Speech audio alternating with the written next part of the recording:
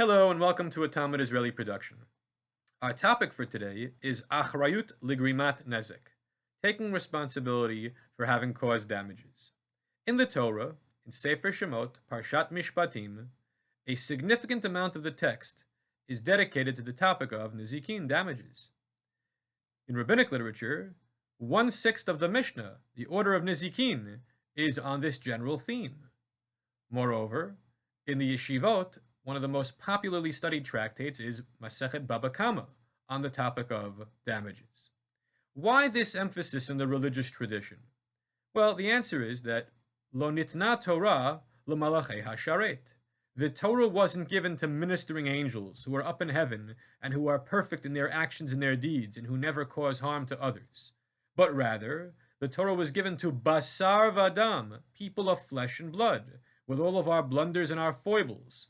And we sometimes hurt people, and we injure them financially, whether deliberately or inadvertently, whether through our physical person, through our animals, through a fire that we might set, or through a ditch that we might dig.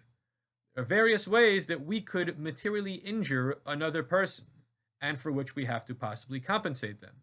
The extent of that compensation, whether it's half or whole or some other permutation, is determined by a complex web of Torah and Talmudic laws. But for today, our relevant topic is simply accepting responsibility, accepting Achrayut. The temptation, of course, is to not accept responsibility. After all, who wants to pay out of pocket for some damage that you might have caused, especially if you didn't even mean to do it? So, the Torah tells us, Lo techachashu, do not deny falsely, and Lo teshakru ish ba'amito, do not lie to one another.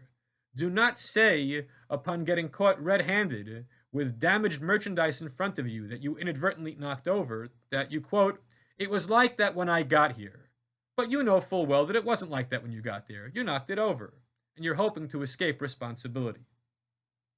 Parents will tell their teenage children, when the child is about to become a new driver at the age of 16 or 17, never run away from the scene of an accident. If you're in a car accident, stay until the police officer comes, and be honest when he writes up his report. If you were to leave early and try to evade responsibility, thinking that it's in your own best interests, you're wrong. You could suffer very serious legal consequences, because the cover-up is worse than the crime. The Musar writers wondered, what is the origin of the word Achrayut?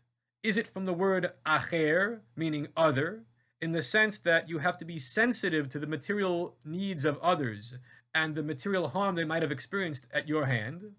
Or is it from the word achar, afterward? You have to be careful and care about what occurs after you damage their property. It's not enough to run away and let someone else pick up the pieces. In truth, it's a little bit of both. Sensitivity to the acher and concern for the achar, what happens afterward.